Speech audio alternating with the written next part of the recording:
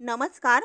मराठी कथा संमेलन सादर करीत आहे साहित्यरत्न लोकशाहीर अण्णाभाऊ साठे लिखित कादंबरी चित्रा भाग 11वा. ज्या दिवशी चित्रा गेली त्या दिवशी सखूबाई मनसोक्त रडून डोळे पुसून अंधार पडता पडता घरी आली. त्या दिवशी सारे घर तिला खाऊ की गिळू करू लागले. तिला त्या घराची भीती वाटू लागली. ज्या दोन जीवांना तिने लहानाचे मोठे केले ते आज तिच्यापासून कुठेतरी दूर गेले होते. तिला आपले म्हणावयास काहीच उरले नव्हते. जे होते ते कृष्णाने नेऊन दूर ठेवले होते. ती त्या दिवशी काही न खाता स्तब्ध बसून राहिली. परंतु सर्वच सुने भासत होते. चित्राची हालचाल हळूच येणे, पीठ मळत बसणे, भाकरी करणे, हळूच आई उठ खाऊ ये असे म्हणणे, नाहीतर काहीतरी बोलून हसणे, काही नव्हते. सर्व काही गुप्त झाल्यासारखे दडून गेले होते. त्या ओसाड घरात ती सर्वच विसरली. आपली चित्रा आपल्या बहिणीकडे गेली असून आपणही लवकर जाणार हे ती विसरली आणि लहान मुलाप्रमाणे रडू लागली. सोनाचे फाटके पातळ पोटाशी घेऊन रडू लागली. तो चित्राने ज्या ज्या वस्तूंना हात लावला होता त्या सर्व जमवून ती रडू लागली. तिची शुद्ध गेली. पुष्कळ रडून झाले तेव्हा तिला एकदम आठवले, अरे त्या मुंबईत खुशाल आहेत. माझी सोना तिथं नांदत आहे. आता चित्राला घेऊन कृष्णा गेला आहे. तो तिला नवरा बघून आला आणि तिला घेऊन गेला आहे. चित्राचं लग्न होणार. मग कृष्णा येऊन मला सांगणार. मग मीही आपल्या सोनाकडे आणि चित्राकडे जाणार आणि आज आपण उगीच रडत आहोत. ती शुद्धीवर आली. तिने रडे आवरले. परंतु अश्रूंचा बांध फुटला होता. त्यांची अखंड धार वाहत होती. तिने आज प्रथम आपल्या हातांनी आपली ती फाटकी वाकळ टाकली आणि ती निपजीत पडली. दिवासुद्धा तिला नकोसा वाटू लागला. त्या दिवसापासून तिने दररोज वाट पाहिली. आज नाही उद्या कृष्णा येईल आणि आपल्या चित्राच्या लग्नाची बातमी सांगेल. मग सोना येईल. हो तीच येईल आणि मला मुंबईला घेऊन जाईल. अशा विचारांनी तिने आपल्या मनाला धीर दिला. परंतु पुढे कृष्णाही आला. पण त्याने सोना कधी येणार, आपणाला केव्हा नेणार याबद्दल काहीच सांगितले नाही. तो काहीतरी नक्की सांगेल म्हणून सखूबाईला फार फार आशा होती. परंतु कृष्णाने तिची निराशाच केली. सखूबाई रोज सोनाच्या पत्राची वाट पाहत होती. आज नाही आले, आता उद्या येईल. उद्या नाही, परवा येईल. दिवसापाठी दिवस जात होते पण सोना येत नव्हती की तिचे पत्रही आले नाही. तिचे कशावरच चित्त लागेना. ती रोज एक भाकरी पुरते दाणं दळून एकच भाकरी करून कुणाच्या तरी घरचे कोड्यास मागवून आणून खाई आणि रोज विचारमग्न बसत होती. तिची सोना येत नव्हती की तिची चित्रा येत नव्हती. ज्या दिवशी चित्रा गेली त्याच दिवशी तिची कंबर बसली होती. ती नाव खालीच घेऊ लागली. रोज उठून ज्या ठिकाणाहून चित्रा पुढे गेली आणि ती परत येते वेळी चित्राच्या पावलांकडे पाहत रडत बसली. त्या ठिकाणी जात होती आणि अश्रू भरल्या डोळ्यांनी ते पाऊल तरी दिसते का म्हणून पाहत होती. पण ते आता तिथे नव्हते. त्याच्यावर अनेक लोक जाऊन ते बुजले होते. परंतु ते दिसले असे तिची वेडी माया तिला सांगत होती. किंवा तिकडूनच त्या माळाकडून कदाचित कोणीतरी येईल. सोना येईल किंवा चित्रा येईल. आपणाला भेटेल असेही तिला वाटत होते. ती आता उघडी पडली होती. तिचे म्हणायला आता कोणीही नव्हते. ती पत्राची वाट पाहत होती. परंतु सोना रोजच्या रोज जास्तच चिखलात रुतून जात होती. तिचे पत्र येत होते ते सखूबाईला कसे कळणार. ती आपली वाट पाहत होती. चित्राचे लग्न करूनच आपण आलो असे कृष्णाने सांगितले होते. परंतु मग चित्रा का येत नाही. ती आपणाला मुंबईला का नेत नाही. ती एवढी कशी निर्दयी झाली? आपल्या संसारात आपल्या नवऱ्याच्या जाळ्यात सापडून ती आपणाला विसरली? मग असे कसे झाले? जी चित्रा आपल्या वाचून घडीभर कुठे राहायची नाही, ती आज 2 महिने झाले तरी कुठे गडप झाली आहे? तिला आपली आठवण का होत नाही? माझी म्हातारीची, या आपल्या आईची त्यांना का आठवण होत नाही?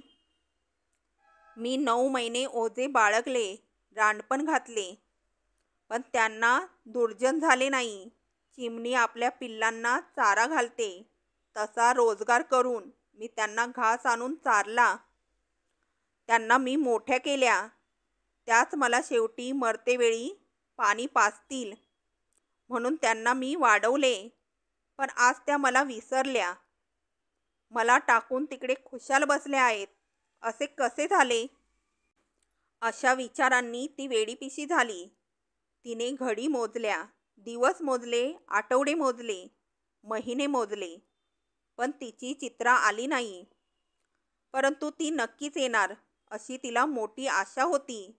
त्या सोनाने पैसा पाठवणे बंद केले, त्यामुळे कृष्णाही चिडला. तोही सखूबाईला चांगल्या दृष्टीने पाहत नव्हता. मग तिने काय करायचे? ती घरोघर जात होती आणि रडत होती. माझी चित्रा स्वप्नात आली, माझी सोना आल्याचा मला भास झाला, असे आयाबायांना सांगत होती आणि रडत होती. सखूबाई रडू नग, तुझी चित्रा येईल असे म्हणून तिची समजूत घालीत होते. तिच्या हाडांची काडे झाली होती. तिला चालणेही कठीण होत होते, बोलणे सुद्धा कठीण होत होते. परंतु एकाच आशेतून ती जीव धरून होती. माझी चित्रा येईल. तिची स्थिती पाहून लोकांनाही हळहळ वाटत होती. सूर्य उदय पावला होता. सारा वारणा नदीचा खोरा त्या सुप्रभाती उजाळ झाला होता. सर्वत्र चैतन्य नाचत होतं. उभी पिके बेपर्वा डुलत होती. मळीकडच्या शेवऱ्या स्थिर खड्या होत्या. मक्याची कणसे कडेवर घेऊन मक्याची ताटे उभी होती. कुंपणे पावट्याच्या वेल्याने गुंडाळून टाकली होती. सकाळच्या वाऱ्यावर मक्याचे तुरे लहरत होते. पाणवट्याच्या पादीने म्हशी रेडे गावाकडे येत होते. लोक पाणी भरत होते. सर्वजण घाई करीत होते. आज सकाळीच सकू पाण्याला गेली होती. हातात काठी व डोकीवर पाण्याचे गाडगे घेऊन ती घराकडे निघाली होती. तिची काठी थरथरत होती. ती पाय ओढीत चालली होती. कोण चाललंय ते? पाठीमागून रेडके घेऊन येत असलेल्या गोंदू नाण्याने विचारले. त्याने घोंगड्याची घोळ केली होती. हातात एक फोक घेऊन तो रेडक्यांना हाकलत येत होता. सकू, आरारा, वाईट झालं बरं तुझं. पोरी जाऊन तुझ्यावर कठीण वखत आला. म्हातारा हळहळत म्हणाला. दादा, चित्राला आणि सोनाला जाऊन लई दिवस झालं, पण त्यासनी माझी सईच होत नाही. काय करू? सखूबाईने विचारले. तिच्या डोळ्यात पाणी भरले. ती रडू लागली. काय करायचं? हत पोट भराय हाय म्हण. तिकडं गेल्यान हाकडा आईला विसरल्या. चांगलं नाही झालं. त्याने रागाने रेडक्याला रपाटा हाणला. काय झालं कुणाला ठाव. त्या पाण्यात बुडाल्यावानी पुढे तिच्याने बोलवेना. तिचा कंठ दाटून आला. अगं, पर त्यो किसना म्हणत होता त्यांचं लय चांगलं हाय. मग त्यासनी कसली अवदसा लागली? चांगलं हाय का वंगाळ हाय कुणाला ठाव.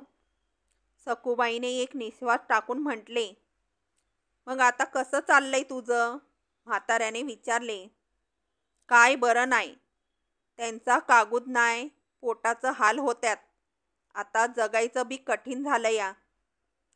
सकू, असं घाबरून कसं भागल? पोरींचं काय हाय ते बघ आणि अशी रडत बसू नग.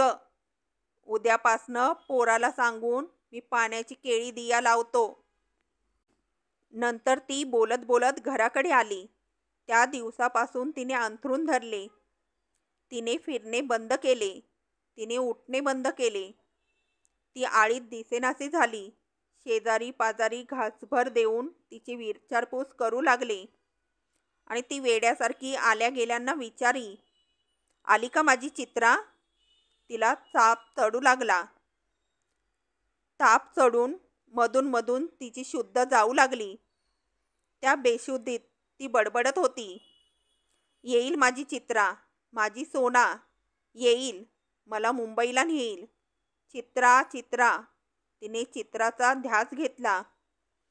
ती ओरडून हाका मारित होती, चित्रा लवकर ये, मला घेऊन चल, नाहीतर मी अशीच मरण, आपली भेट होणार नाही. लोक जमून तिला शांत करीत होते. तुझी चित्रा येणार आहे. येणार, पण कवा येणार? मी जिवंत हाय तवरच ये म्हणावं. सखूबाई कावरी बावरी होऊन म्हणाली. तिने दम दाबून धरून ठेवला होता. तिला भीती वाटत होती, जर हा दम सोडला आणि आपण मेलो तर चित्राची सोनाची भेट होणार नाही. सखूबाईचा जीव घाबरला आहे हे कळताच कृष्णा आला. तो पार उशाजवळ जाऊन बसला. अक्का अक्का, हे बघ मी आलोय, कृष्णा म्हणाला. ती शुद्धीवर आली. तिने डोळे गरगर फिरवले. किसना, माझ्या पोरी कुठं टाकून आलास? तिने मंद स्वरात विचारले. या तिच्या प्रश्नाला त्याच्याजवळ उत्तरच नव्हते. तो तिच्या भकास चेहऱ्याकडे पाहत होता. तिची मोठी मुलगी सोना आज वेश्या होऊन बसली आहे हे तो सांगू शकत नव्हता, कारण तिचे आपणच लग्न करून आलो आहोत असे त्याने गावभर सांगितले होते. आणि तिची लाडकी चित्रा आज भयंकर संकटात लोटली असून तिच्या मानेला कातर लागली आहे असे तो सांगू शकत नव्हता. चित्राचेही आपण चांगले करून आले आहोत हे त्याने तिला 100 वेळा सांगितले होते, म्हणून त्याच्याकडे आज जबाब नव्हता. अक्का, त्यांचं चांगलं हाय, येणार हाय ती, तो चाचपडत म्हणाला. नाही नाही, त्यांचं चांगलं असतं तर त्या मला इसरल्याच नसत्या. तिने आपली मान पडल्या पडल्या हलवली. अक्का, तू माझ्यावर विश्वास ठेव, चित्रा खुशाल आहे, कृष्णा धडधडत्या अंतकरणाने म्हणाला. मग ती येत का नाही? सकू खिन्न स्वरात म्हणाली. तिच्या त्याही प्रश्नाला उत्तर त्याच्याजवळ नव्हते. तू अशी घाबरू नग, उद्विग्न होऊन कृष्णा म्हणाला. नग नग, आता एकदा मला माझी लेकरं भेटीव, मी तुझ्या पाया पडते, असे म्हणून तिने पडून उशीवर आपले कपाळ टेकले. जमलेली बाया मुले रडत होती. पुरुषही बरं झालं नाही असे म्हणत होते. त्यांची हृदये पिळवटून जात होती. बरं, मी जाऊन त्यासनी घेऊन येतो, तू अशी करू नको, कृष्णाने तिला धीर देण्यासाठी सांगितले. लवकर जा, चित्राला सोनाला घेऊन ये. तिच्या गालांची हाडे बाहेर आली होती. तिचे डोळे आत ओढले होते. तिचा चेहरा पांढरा फटक झाला होता. तिचे बोलणे घरघरत येत होते. जणू ती जिवंत मडेच होती. तिने आपला प्राण रोखून धरला होता, कारण तिची चित्रा येणार होती. किसना, कवा जातोस? तिने विचारले. उद्याच जातो, कृष्णा म्हणाला. तिला थोडा आनंद झाला. तिच्या चेहऱ्यावर हास्य चमकले. लोकांनाही बरं वाटलं. आईची वेडी माया, असे म्हणत ते घरोघर गेले. त्यांनी जाताना, किसना, तू म्हातारीपाशीच रात्रभर राहा, असे सांगितले. कृष्णा कुडाला टेकून बसला होता. रात्र मध्यान झाली होती. सखूबाई पडून होती. ती मधून मधून बडबडत होती.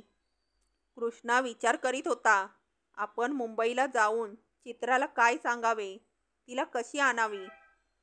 आपण तर येतेवेळी 800 रुपये घेऊन आलो आणि आता लवकरच लग्न होईल असे सर्वांना सांगितले. ते सारेच खोटे आहे आणि जर चित्राचे बरे असते तर ती नक्कीच आलीही असती. पण आपण होतो तेव्हा तिचे भानगडी सुरू झाल्या होत्या. आता त्याचा कळस झाला असेल.